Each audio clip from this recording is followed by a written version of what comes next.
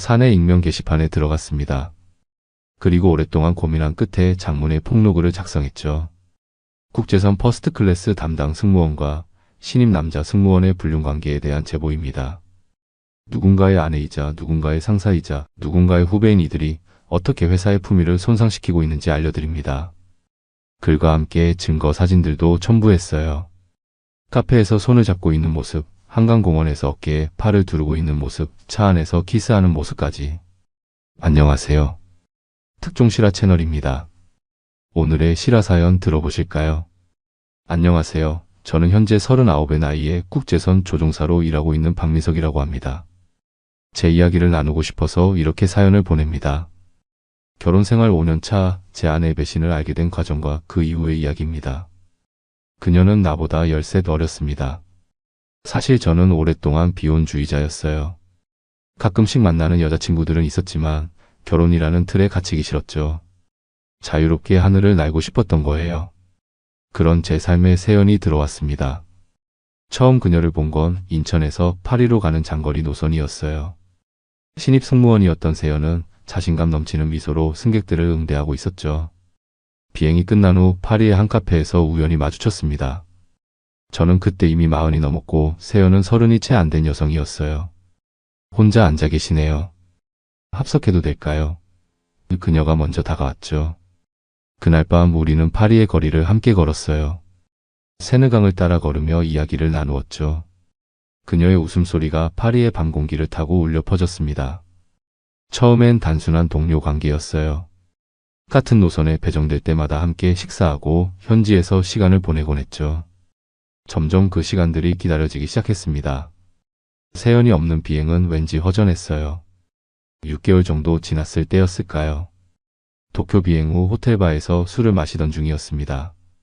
오빠는 안정적이고 따뜻해서 좋아요. 세연이 갑자기 말했어요. 다른 남자들과는 달라요. 나이 차이가 나지만 그게 오히려 좋아요. 그 말이 제 마음에 깊이 박혔습니다. 안정적이라는 단어가 계속 머릿속을 맴돌았죠.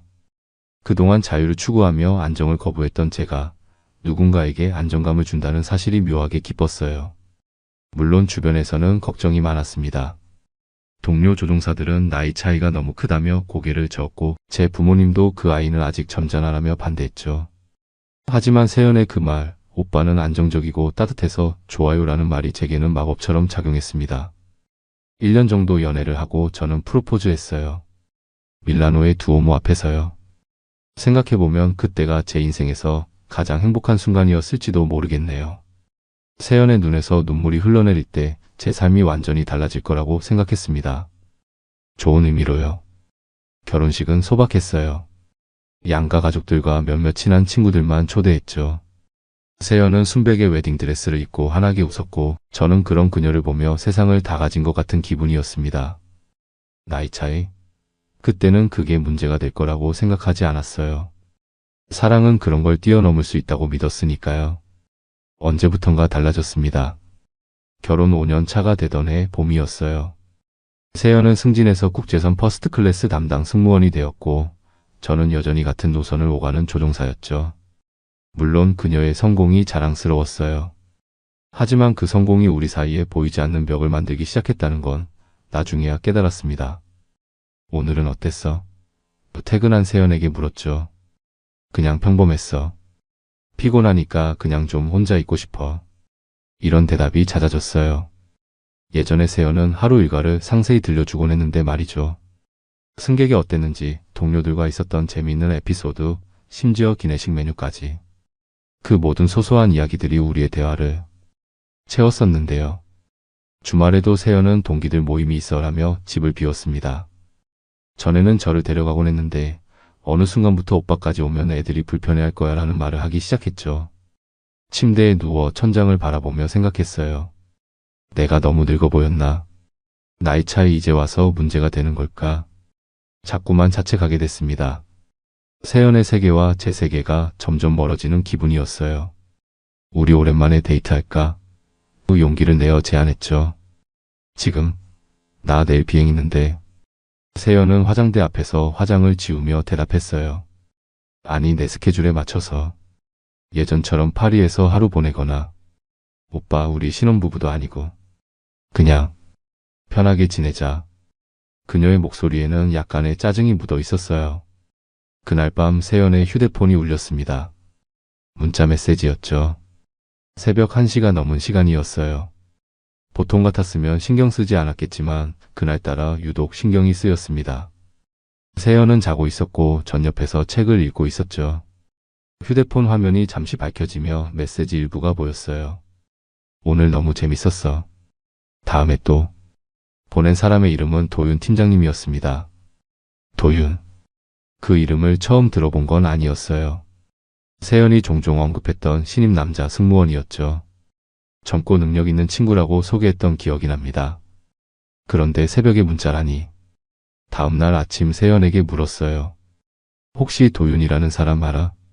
세연은 토스트를 씹던 입을 멈추었다가 이내 자연스럽게 대답했습니다. 응, 같은 팀 신입이야. 왜? 아니, 어젯밤에 문자가 와서. 아, 팀 회식이 있었거든. 마무리 잘 됐다고 연락한 것 같아. 그 말을 곧이곧대로 믿었습니다. 애써 의심을 지우려 했죠. 하지만 그날 이후로 세연의 휴대폰을 볼 때마다 도윤이라는 이름이 자꾸 눈에 띄었어요. 인스타그램에서도 도윤의 게시물에 세연이 꼬박꼬박 좋아요를 누르고 댓글을 남기는 걸 발견했습니다. 그냥 동료 사이인 걸까요? 아니면 제가 너무 예민한 걸까요? 밤새 잠 못 이루며 생각했습니다. 다음날 출근길에 세연에게 다가가 안아봤어요. 그녀의 목에서 낯선 향수 냄새가 났습니다. 새 향수야? 물었죠. 응, 면세점에서 샀어. 마음에 들어? 세연은 빠르게 대답했습니다. 응, 좋아. 거짓말이었어요. 전 세연의 원래 향기가 좋았거든요. 그 새 향수는 너무 자극적이었어요. 제가 선물한 향수는 어디로 갔을까요? 신입승무원 최도윤. 처음에는 그저 이름만 알고 있었습니다. 하지만 점점 그의 존재가 제 일상에 침투해 들어오기 시작했어요. 세연의 인스타그램에 자주 등장하는 그의 얼굴, 항상 자신감 넘치는 미소를 짓고 있었죠. 세연의 게시물에 달리는 그의 댓글들. 오늘도 멋졌어요, 선배님. 다음 비행도 함께해요. 회사에서는 이미 도윤에 대한 소문이 파다했습니다. 훈남 신입으로 불리며 여직원들 사이에서 인기가 많았죠. 32살 모델 출신의 대학에서는 경영학을 전공했다고 해요. 세련된 말투와 세심한 성격으로 승객들의 호응도 좋았다고 합니다. 어느 날 제 동료 부기장 김준호가 커피를 마시다 문득 말을 꺼냈어요. 형, 혹시 세연 씨 요즘 좀 바빠? 응, 많이 바쁘더라고. 왜? 준호는 잠시 망설이다가 입을 열었습니다. 아, 그냥 그 신입 최도윤이랑 요즘 좀 붙어 다니던데. 심장이 쿵 내려앉는 기분이었어요. 붙어 다닌다는 게 무슨 뜻이야?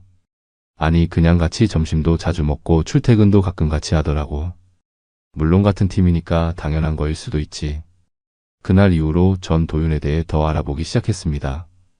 소셜미디어를 뒤져보고 회사 내 그에 대한 평판을 기동량했죠. 모두가 그를 좋게 평가했어요. 친절하고 일 잘하고 매력적인 남자라고요. 그런 평가를 들을수록 제 마음은 더 불안해졌습니다. 세연의 휴대폰을 몰래 확인하고 싶은 충동이 들었지만 그건 제 원칙에 어긋나는 일이었어요. 그래서 대신 물어봤습니다. 도윤이라는 친구 꽤 친한가 봐. 세연은 화들짝 놀라는 듯 했지만 이내 침착하게 대답했어요. 그냥 같은 팀이라 자주 보는 사이야. 왜? 아니, 내 인스타그램에 자주 보이길래. 오빠 너무 민감하게 반응하는 거 아니야? 그냥 동료일 뿐이야. 세연의 말투는 단호했지만 눈빛은 흔들렸어요. 그날 밤 전 세연의 화장대를 정리해주고 있었습니다. 그때 발견했죠. 제가 모르는 남성용 향수병 하나가 화장품들 사이에 숨겨져 있었어요. 향수병을 집어들고 냄새를 맡아봤습니다. 세연에게서 가끔 맡았던 그 낯선 향기였어요. 의심은 점점 확신으로 변해갔습니다. 하지만 증거가 필요했어요.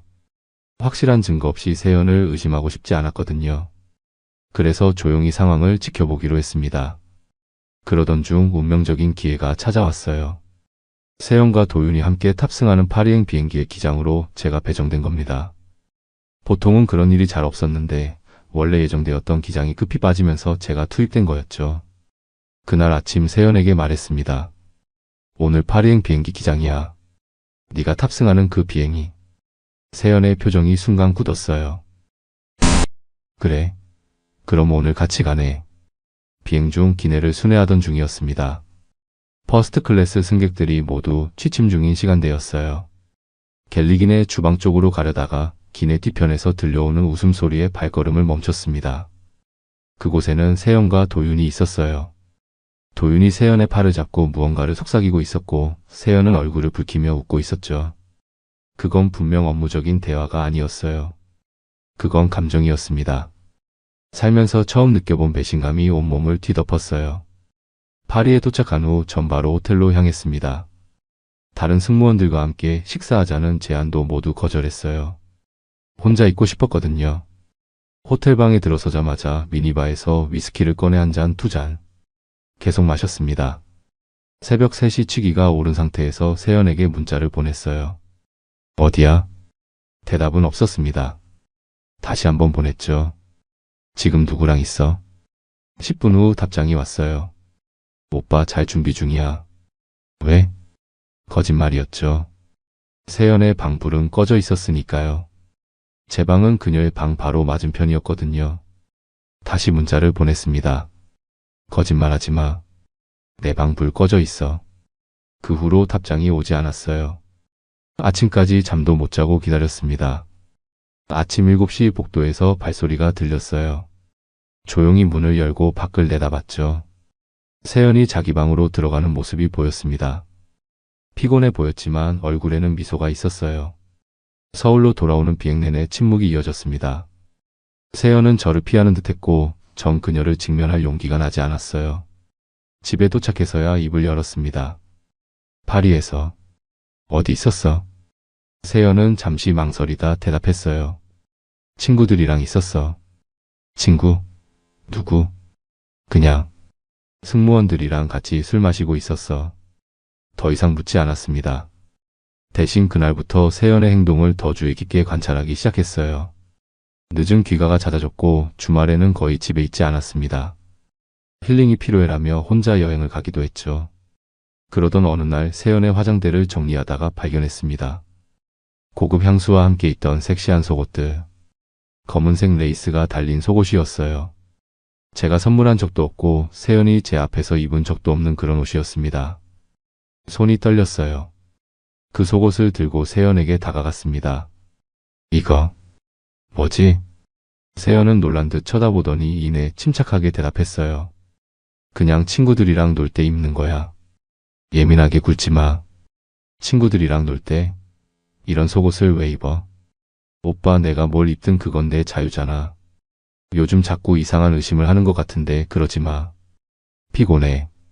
그 말에 더 이상 따질 수 없었습니다. 하지만 의심은 점점 커져갔어요. 세연의 휴대폰을 확인하고 싶은 마음이 간절했지만 그럴 수는 없었죠. 그래서 다른 방법을 택했습니다. 세연의 회사 선배인 지인에게 연락해 도윤에 대해 물어봤어요. 도윤이요? 아, 그 친구 요즘 세연 씨랑 많이 친하더라고요. 사내에서 소문도 좀 있어요. 하지만 민석 씨 그냥 소문일 수도 있으니까 너무 신경 쓰지 마세요. 소문.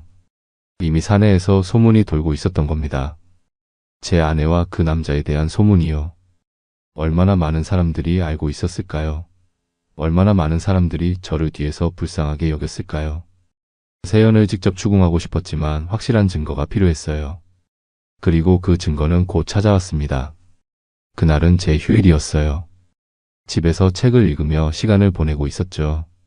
갑자기 휴대폰이 울렸습니다. 준호였어요.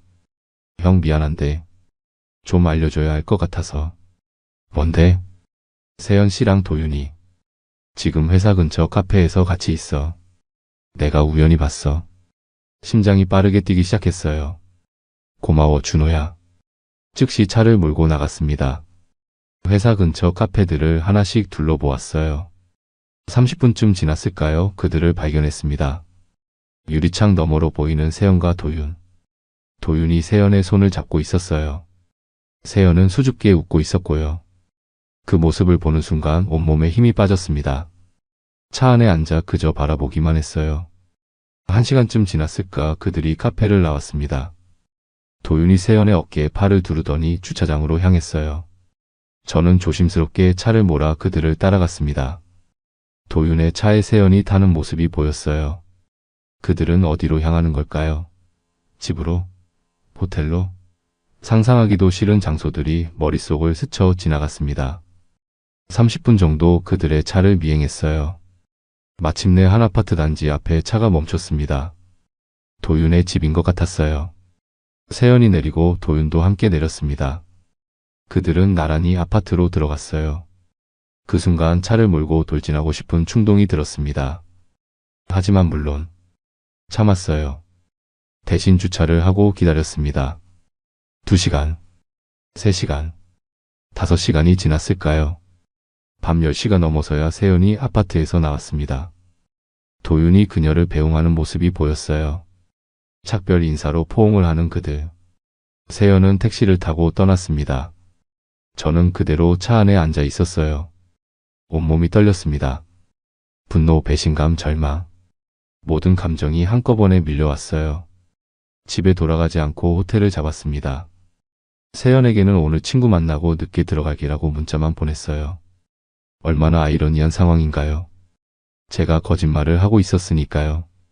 호텔 방에서 밤새 술을 마셨습니다. 세연과의 추억들이 주마등처럼 스쳐 지나갔어요. 처음 만났던 날, 프로포즈했던 날, 결혼식 날. 그 모든 행복했던 순간들이 이제는 고통스러운 기억으로 변해버렸습니다. 다음 날 아침 집으로 돌아갔어요. 세연은 아침을 준비하고 있었습니다. 어젯밤 잘 지냈어? 마치 아무 일도 없었다는 듯이 물었죠. 응, 너는? 제 목소리가 떨렸어요. 난 일찍 자버렸어. 피곤해서. 또 다시 거짓말이었습니다. 그날 이후로 일주일 동안 전 증거를 모았어요. 세연의 일정을 확인하고 도윤과 함께 있는 시간을 체크했습니다. 그들이 함께 식사하는 모습, 쇼핑하는 모습, 심지어 도윤의 차에서 내리는 세연의 모습까지. 모든 순간을 사진으로 담았어요. 증거가 충분해졌을 때 마침내 결심했습니다. 복수를 하기로요. 어느 평일 저녁이었습니다. 세연은 회식이 있다며 늦게 들어온다고 했어요. 전 이미 알고 있었죠. 그 회식이 도윤과의 데이트라는 것을요. 그날도 역시 도윤의 차를 미행했습니다. 고급 레스토랑에서 식사를 하고 나오는 두 사람. 웃으며 이야기하는 모습이 보였어요. 그리고 식사 후에는 한강공원으로 향했죠. 그곳에서 그들은 벤치에 앉아 오랫동안 이야기를 나눴습니다. 도윤이 세연의 어깨에 팔을 두르고 세연은 그의 품에 기대는 모습까지 보였어요. 밤 11시 도윤은 세연을 집 근처까지 데려다 주었습니다. 차에서 내리기 전 그들은 키스를 했어요. 제 눈앞에서 제 아내가 다른 남자와 키스하는 모습을 차 안에서 지켜보았습니다. 세연이 차에서 웃으며 내리는 순간, 그 순간 차를 몰고 돌진하고 싶은 충동이 들었어요. 물론 참았습니다. 대신 집으로 먼저 돌아가 마치 아무것도 모르는 척 텔레비전을 보고 있었죠. 30분 후 세연이 들어왔습니다. 얼굴에는 화장이 살짝 번져 있었고 옷에서는 도윤의 그 익숙한 향수 냄새가 났어요. 회식 어땠어? 무심코 물었습니다. 그냥 그랬어. 요즘 신입들이 너무 튀는 행동을 많이 해서 좀 피곤했어. 거짓말에 거짓말을 덧붙이는 모습에 가슴이 찢어지는 것 같았어요. 제가 모든 걸 알고 있다는 사실을 그녀에게 말해주고 싶었지만 아직은 때가 아니었습니다. 더 큰 계획이 있었거든요. 그날 밤 잠을 이루지 못하고 컴퓨터 앞에 앉았어요. 사내 익명 게시판에 접속했습니다. 그리고 오랫동안 고민한 끝에 장문의 폭로글을 작성했죠.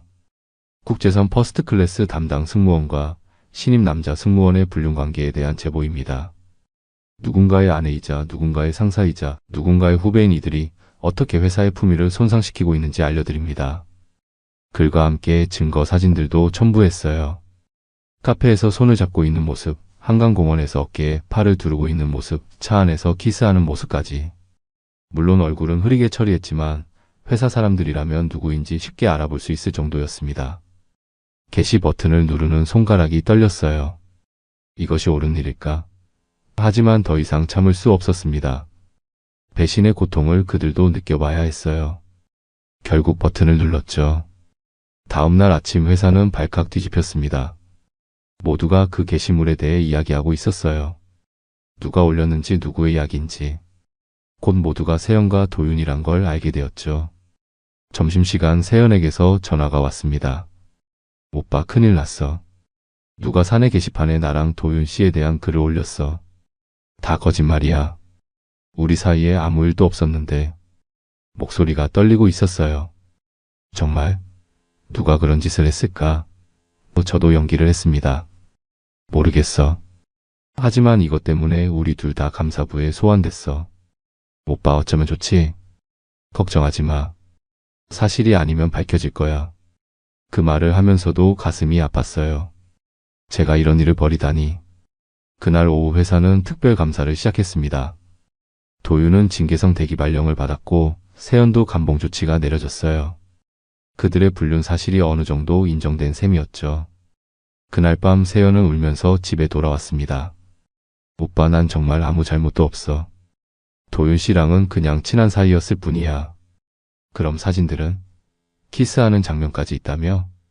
세연의 얼굴이 굳었어요. 뭐라고? 아, 사진이 있다고 들었잖아. 너희가 키스하는 장면도 있다고. 세연은 한동안 말을 잇지 못했습니다. 그리고 갑자기 깨달은 듯 저를 쳐다봤어요. 오빠가 올린 거야? 순간 침묵이 흘렀습니다. 더 이상 숨길 필요가 없었어요. 그래, 내가 올렸어. 네가 날 얼마나 배신했는지 모두가 알아야 했으니까. 세연의 얼굴에 분노가 번졌습니다. 당신 정말 비겁한 사람이야. 나이만 먹은 꼰대. 그 말에 저도 참을 수 없었어요. 비겁. 네가 날 배신하고 거짓말하는 게 얼마나 비겁한 짓인지 알아? 난 너를 진심으로 사랑했어. 사랑? 그게 사랑이야? 내 사생활을 감시하고 회사에서 내 평판을 망치는 게? 너희 둘이 한 짓을 생각하면 그 정도 대가는 치러야지. 세연은 한숨을 내쉬더니 방으로 들어가 짐을 싸기 시작했어요. 난 이제 여기 못 있겠어. 당분간 친구 집에서 지낼 거야. 그렇게 세연은 집을 나갔고 전 혼자 남겨졌습니다. 복수에 성공했지만 그 성공이 너무 공허하게 느껴졌어요. 세연이 집을 나간 지 이틀이 지났습니다. 그동안 회사는 더 큰 소용돌이에 휘말렸어요. 익명 제보자가 누구인지에 대한 조사가 시작됐고 도윤과 세연의 관계에 대한 소문은 걷잡을 수 없이 퍼져나갔죠. 회사에서 마주치는 동료들의 시선이 달라졌어요. 어떤 이들은 동정어린 눈으로 저를 바라봤고 또 어떤 이들은 수군거렸습니다. 저 사람이 세연 씨 남편이래. 불쌍하다, 저런 꼴을 당하다니. 그 시선들이 견디기 힘들었어요. 3일째 되는 날 세연에게서 메시지가 왔습니다. 오늘 집에 물건 좀 가지러 갈게. 오빠 없을 때 갈 테니까 시간 좀 알려줘. 냉담한 메시지에 가슴이 아팠지만 출근 시간을 알려주었어요. 그날 저녁 퇴근해서 집에 돌아오자 세연이 남긴 흔적들이 보였습니다. 옷장이 반쯤 비어 있었고 화장대 위에 물건들도 많이 사라져 있었어요. 그리고 식탁 위에는 짧은 메모가 있었습니다. 민석 오빠에게. 당분간 연락하지 말아줘. 내가 어떻게 해야 할지 생각할 시간이 필요해. 그 메모를 보는 순간 제가 한 일들이 현실처럼 다가왔어요. 복수를 통해 얻은 것은 뭐였을까요? 세연을 잃었고 회사에서의 평판도 엉망이 되었으며 마음의 평화는 여전히 찾지 못했습니다. 그날 밤 사내 익명 게시판에 다시 접속했어요. 제가 올린 글에는 수백 개의 댓글이 달려 있었습니다. 대부분은 도윤과 세연을 비난하는 내용이었지만 일부는 익명 제보자의 행동을 비판하는 글도 있었어요. 아무리 그래도 이렇게 공개적으로 망신 주는 건 너무하지 않나? 불륜은 잘못했지만 이런 식으로 개인 사생활을 폭로하는 건 더 비윤리적이다. 이게 진짜 배우자가 한 짓이라면 정말 비참한 복수네. 그 댓글들을 읽으며 스스로를 돌아보게 됐어요. 제가 한 행동이 과연 정당했을까요? 세연의 배신은 용서할 수 없지만 제 방식도 잘못된 것은 아니었을까요? 다음날 준호가 찾아왔습니다. 형 괜찮아? 그냥 그렇지 뭐. 너는 다 알고 있었어? 준호는 고개를 끄덕였어요. 소문이 좀 있었어. 하지만 확실한 건 아니었고 형한테 말하기가 힘들었어. 알았으면 진작 말해줬어야지. 미안해 형. 근데 그 글 형이 올린 거야? 순간 망설였지만 솔직하게 대답했습니다. 응, 내가 올렸어. 준호는 한동안 말이 없었어요. 그리고 조심스럽게 입을 열었습니다. 형, 복수가 형을 더 아프게 한 것 같아. 그 말이 가슴에 꽂혔어요. 준호가 맞았습니다. 복수는 저를 더 고통스럽게 만들었을 뿐이었어요. 일주일이 지난 후 세연에게서 연락이 왔습니다. 오늘 저녁에 집에 가도 될까요? 얘기할 게 있어요. 가슴이 두근거렸어요. 혹시 화해하자는 건가? 아니면 완전히 이별을 고하려는 건가? 온종일 불안한 마음으로 시간을 보냈습니다. 저녁 8시 초인종이 울렸어요. 문을 열자 세연이 서 있었습니다. 일주일 만에 보는 그녀의 모습은 여전히 아름다웠지만 눈빛은 차갑게 변해 있었어요. 들어와. 조심스럽게 말했습니다. 세연은 거실 소파에 앉아 서류 봉투를 꺼냈어요. 이혼 서류예요. 서명해 주세요. 그 말에 온 몸에 힘이 빠졌습니다. 예상은 했지만 직접 듣게 되니 현실감이 달랐어요. 세연아, 우리 다시 시작할 수 없을까? 세연은 고개를 절레절레 저었습니다. 이미 늦었어요. 오빠가 한 일은 절대 용서할 수 없어요. 내 인생을 망쳤다고요. 그럼 네가 한 일은? 날 배신한 건? 그건 인정해요. 내가 잘못했어요. 하지만 그렇다고 오빠가 내 인생을 이렇게 망칠 권리는 없었어요. 이제 회사에서 모두가 날 손가락질해요. 도윤 씨는 이미 사직서를 냈고요. 마음이 복잡했습니다. 세연의 배신은 용서할 수 없었지만 제 복수가 가져온 결과도 참혹했어요. 서명해 주세요. 그리고 더 이상 연락하지 말아요. 세연의 목소리는 단호했습니다. 이혼 서류를 바라보며 한참을 망설였어요. 이게 정말 끝일까요? 이혼 서류를 출력한 뒤 책상에 두고 며칠째 서명하지 못하고 있습니다. 세연이 내민 서류도 제가 직접 준비한 서류도 마찬가지예요. 펜을 들었다가 내려놓기를 반복하는 날들이 이어지고 있어요. 텅 빈 거실에 혼자 앉아 커피를 마시며 생각에 잠겼습니다. 창밖으로 보이는 도시의 불빛들이 흐릿하게 빛나고 있었어요. 5년 전 세연과 함께 이 아파트를 처음 봤을 때가 생각났습니다. 그때 세연은 여기서 우리 아이도 키우고 노후도 보내자고 말했었죠. 그 약속은 이제 물거품이 되었습니다. 아이는 생기지 않았고 노후를 함께 보낼 사람도 없게 되었어요. 휴대폰이 울렸습니다. 준호였어요. 형 괜찮아? 술이라도 한잔할까? 아니 괜찮아. 혼자 있고 싶어. 전화를 끊고 다시 생각에 잠겼습니다. 세연의 배신이 아직도 가슴을 찢어놓고 있었지만 제 복수가 가져온 결과도 참담했어요. 회사에서는 익명 제보자가 누구인지 아직 조사 중이었고 세연은 감봉과 함께 다른 팀으로 발령받았습니다. 도윤은 이미 회사를 떠났고요. 복수는 달콤했지만 그 달콤함은 너무 짧았어요. 남은 건 쓴 뒷맛뿐이었습니다. 새벽 2시 충동적으로 세연에게 메시지를 보냈어요. 미안해. 10분 후 답장이 왔습니다. 늦었어요. 그 두 글자가 저를 더 깊은 절망으로 밀어넣었어요. 정말 늦은 걸까요? 우리의 사랑은 돌이킬 수 없을 만큼 망가진 걸까요? 다음날 회사에 출근하지 않고 병가를 냈습니다. 집 근처 한강공원을 산책하며 생각을 정리했어요. 그곳은 세연과 자주 데이트하던 장소였죠. 이제는 세연이 도윤과 함께 있던 그 벤치를 바라보며 걷고 있었습니다. 폰을 꺼내 세연의 인스타그램을 열었어요. 그녀는 이미 저와 관련된 모든 게시물을 삭제했더군요. 마치 저와의 5년이 없었던 일처럼요. 그 사실이 더 아프게 다가왔습니다. 집으로 돌아와 다시 이혼 서류를 바라봤어요. 펜을 들고 이름을 쓰려다 멈췄습니다. 정말 이대로 끝내야 할까요? 세연의 배신은 분명 용서하기 힘들지만 그래도 5년간의 추억들은 쉽게 지울 수 없었어요. 복수가 맞았을까요? 아니면 차라리 조용히 이별하는 게 나았을까요? 지금 와서 생각해보면 제 행동이 과했는지도 모르겠어요. 하지만 그때의 배신감, 분노, 절망, 그 감정들은 너무 강렬해서 저를 이성적으로 생각할 수 없게 만들었습니다. 저녁이 되자 세연에게 다시 한번 전화를 걸었어요. 벨이 계속 울렸지만 받지 않았습니다. 음성 메시지를 남겼어요. 세연아, 나야. 우리 한 번만 더 만나서 얘기해 볼 수 있을까? 모든 걸 원점으로 되돌릴 순 없겠지만 적어도 서로를 미워하지 않고 헤어질 수 있었으면 해. 연락 줘. 메시지를 남기고 기다렸지만 답장은 오지 않았어요. 아마 세연의 마음은 이미 완전히 떠난 걸까요? 아니면 아직 너무 화가 나서 대화할 준비가 안 된 걸까요? 밤이 깊어갈수록 혼자 있는 집이 더 크게 느껴졌습니다. 세연의 웃음소리, 발소리, 그녀의 향기. 모든 것이 그리웠어요. 하지만 동시에 그녀의 배신과 거짓말도 떠올랐죠. 그 이중적인 감정에 가슴이 찢어지는 것 같았습니다.